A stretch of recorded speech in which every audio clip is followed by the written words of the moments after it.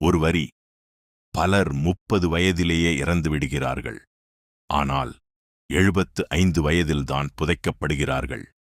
இதயம் நின்றுவிடுகிறது என்று அர்த்தமில்லை.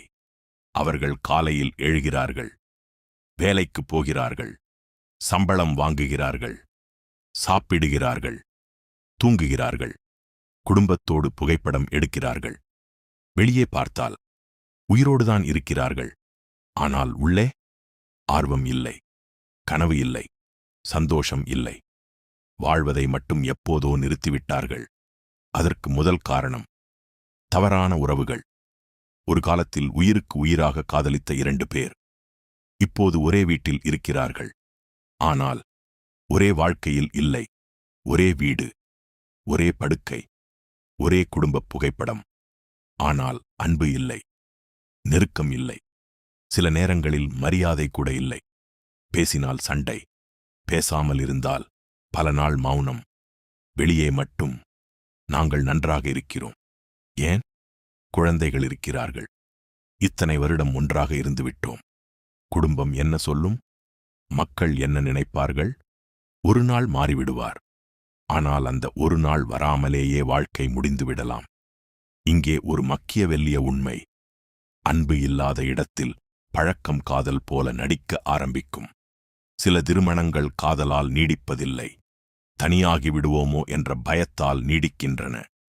இன்னொரு உண்மை, ஒருவரை இழக்க பயப்படும் மனிதனிடம்தான் உறவின் அதிகாரம் குறைவாக இருக்கும். அவர் என்னை விட்டுப் போய்விட்டால் என்ன செய்வேன்?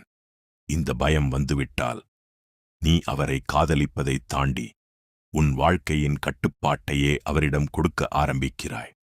அவர் தவறு செய்கிறார், நீ மன்னிக்கிறாய். மீண்டும் அதே தவறு, மீண்டும் மன்னிப்பு, மீண்டும் பொய், மீண்டும் அவமதிப்பு, மீண்டும் கடைசி வாய்ப்பு. அதற்கும் ஒரு கடினமான உண்மை இருக்கிறது. மன்னிப்பு ஒரு முறை கொடுத்தால் அன்பு, எல்லையில்லாமல் கொடுத்தால் அனுமதி. ஒவ்வொரு முறையும் எந்த எல்லையும் வைக்காமல் மன்னிக்கும் போது நீ சொல்லாமல் சொல்லும் செய்தி, நீ என்ன செய்தாலும் நான் இங்கேதான் இருப்பேன். ஆனால் ஒவ்வொரு சண்டைக்கும் உறவை முடித்துவிடு என்று அர்த்தமில்லை. நல்ல திருமணங்களிலும் பிரச்சனைகள் வரும். இருவரும் தவறு செய்வார்கள். இருவரும் மாற வேண்டும். இருவரும் முயற்சி செய்ய வேண்டும். அந்த ஒரு வார்த்தை முக்கியம். இருவரும். ஒருவர் மட்டும் பல வருடங்களாக உறவை தூக்கிக் கொண்டு போனால் அது உறவு இல்லை, சுமை. ஒரு மனிதரை இழந்துவிடக்கூடாது என்ற பயத்தில் உன்னை நீயே இழந்துவிடாதே. 2வது காரணம், சோம்பேறித்தனம். சோம்பேறித்தனம் உன் வாழ்க்கையை ஒரே நாளில் அழிக்காது. அது மெதுவாக பேசும். இன்று வேண்டாம், நாளை ஆரம்பிக்கலாம். திங்கட்கிழமை செய்வோம், அடுத்த மாதம் கண்டிப்பாக. அந்த நாளை தான் ஆபத்து. 30 வயதில் சொல்கிறாய், உடம்பை சரி செய்ய வேண்டும், பணம் சேமிக்க வேண்டும், புதிதாக ஏதாவது கற்றுக்கொள்ள வேண்டும், எனக்காக ஏதாவது ஆரம்பிக்க வேண்டும். 35 வயதிலும் அதையே சொல்கிறாய். 40 வயதிலும் அதையே சொல்கிறாய். ஒரு கட்டத்திற்குப் பிறகு அது திட்டமில்லை, நீ உனக்கே சொல்லிக் கொண்டிருக்கும் பொய். பிறகு சொல்வாய், எனக்கு நேரமில்லை. ஆனால் மற்றவர்களின் வாழ்க்கையை கைபேசியில் பார்க்க நேரம் இருக்கிறது. தேவையில்லாத காணொளிகளுக்கு நேரம் இருக்கிறது. யார் என்ன வாங்கினார், யார் எங்கே போனார், யார் யாருடன் இருக்கிறார், அதை தெரிந்து கொள்ள நேரம் இருக்கிறது. ஆனால் உன் வாழ்க்கையை மாற்ற நேரம் இல்லை. உண்மை என்ன தெரியுமா? பிரச்சனை நேரம் இல்லை என்பது அல்ல. உன் வாழ்க்கை உனக்கே முன்னுரிமையாக இல்லை. ஒரு மக்கியவெல்லிய உண்மை. உன்னை அழிக்க எதிரி எப்போதும் தேவையில்லை. ஒழுக்கமில்லாத பழக்கங்கள் போதும். உன் வாழ்க்கை ஒரு பெரிய தவறால் மட்டும் அழிவதில்லை. தினமும் எடுக்கும் சின்ன சின்ன முடிவுகளாலும் அழியும். இன்று மட்டும் வேண்டாம், நாளை பார்த்துக் கொள்ளலாம். இந்த 2 வார்த்தைகளை 10 வருடம் சொன்னால் ஒரு வாழ்க்கையே போய்விடும். 3வது காரணம், காரணங்கள். என் குடும்பம், என் துணை, என் வேலை, என் மேலாளர். எனக்கு பணம் இல்லை, எனக்கு வாய்ப்பு கிடைக்கவில்லை, எனக்கு யாரும் உதவவில்லை. இதில் சில உண்மையாக இருக்கலாம், வாழ்க்கை எல்லோருக்கும் ஒரே வாய்ப்பை கொடுப்பதில்லை. சிலருக்கு ஆரம்பமே கடினம்.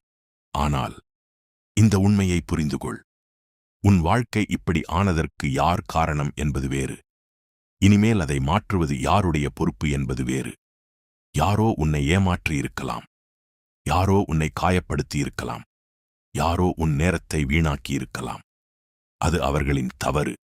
ஆனால் அதற்காக உன் அடுத்த 10 வருடங்களையும் கொடுக்கப் போகிறாயா? அது இனி அவர்களின் முடிவு இல்லை, உன்னுடையது. ஒரு மக்கிய வெல்லிய உண்மை.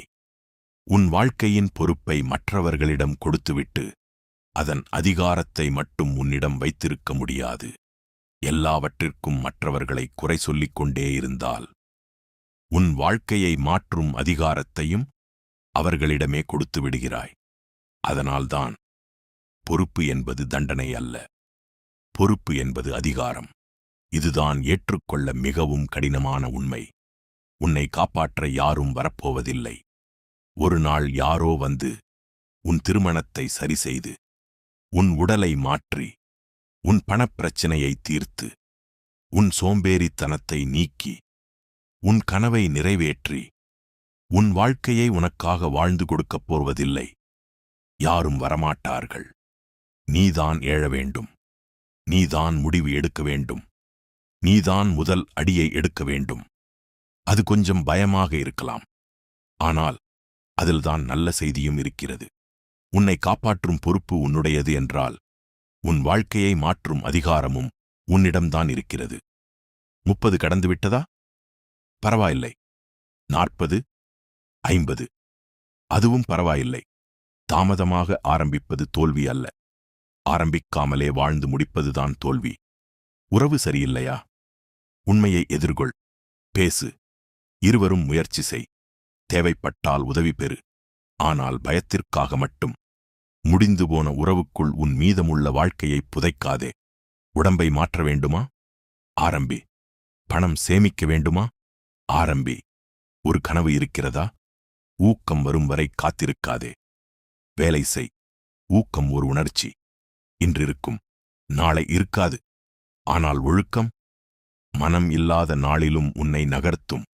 கடைசியாக, இந்த முழு கதையையும் சுருக்கினால் மிகவும் எளிது. உன் வாழ்க்கையை அழிக்க ஒரு பெரிய விபத்து தேவையில்லை. சில நேரங்களில் தவறான ஒரு உறவு போதும். நாளை பார்த்துக் கொள்ளலாம் என்ற சோம்பேறித்தனம் போதும். எல்லாவற்றிற்கும் மற்றவர்களை குறை சொல்லும் பழக்கம் போதும். அவை உன்னை ஒரே நாளில் கொல்லாது. அதுதான் ஆபத்து. மெதுவாக உன் சுயமரியாதை போகும். உன் நேரம் போகும். உன் ஆர்வம் போகும். உன் கனவுகள் போகும். ஒரு நாள் கண்ணாடியை பார்த்து, நான் எப்போது இப்படி மாறினேன் என்று உன்னையே கேட்பாய். அதனால் ஒரு விஷயத்தை நினைவில் வைத்துக்கொள். உன் வாழ்க்கையில் நடந்த எல்லாவற்றிற்கும் நீ காரணமாக இல்லாமல் இருக்கலாம். ஆனால் இனி என்ன நடக்கப் போகிறது என்பதற்கு நீ பொறுப்பு. தவறான உறவு என்றால் உண்மையை எதிர்கொள். சோம்பேறித்தனம் என்றால் செயலில் இறங்கு. தவறு செய்திருந்தால் ஏற்றுக்கொள். வாழ்க்கை பிடிக்கவில்லை என்றால் மாற்ற ஆரம்பி. ஏனென்றால் கடந்த காலத்தை மாற்ற முடியாது. ஆனால் கடந்த காலத்தையே உன் எதிர்காலமாக மாற்றாமல் இருக்க முடியும். 30 வயது முடிவு அல்ல. 40 வயதும் அல்ல. 50 வயதும் அல்ல. நீ வாழ்வதை நிறுத்தும் நாள்தான் உண்மையான முடிவு. அதனால் 30 வயதில் உன் சுயமரியாதையை புதைக்காதே. 40 வயதில் உன் கனவுகளை புதைக்காதே. 50 வயதில் உன் சந்தோஷத்தை புதைக்காதே. 75 வயதில் உடலை மட்டும் புதைக்கட்டும். ஏனென்றால் உலகத்தில் 2 விதமான மரணங்கள் இருக்கின்றன. ஒன்று, இதயம் துடிப்பதை நிறுத்துவது. இன்னொன்று, இதயம் துடித்துக் கொண்டிருக்கும் போதே வாழ்வதை நிறுத்துவது. முதல் மரணம் ஒரு நாள் எல்லோருக்கும் வரும். இரண்டாவது, அதை எதிர்க்க முடியும். கடைசியாக இந்த ஒரு வரியை மட்டும் நினைவில் வைத்துக்கொள். பலர் 30 வயதிலேயே இறந்து விடுகிறார்கள். ஆனால் 75 வயதில்தான் புதைக்கப்படுகிறார்கள். அவர்களில் ஒருவனாக இருக்காதே. உயிரோடு இருப்பது மட்டும் போதாது. வாழ்.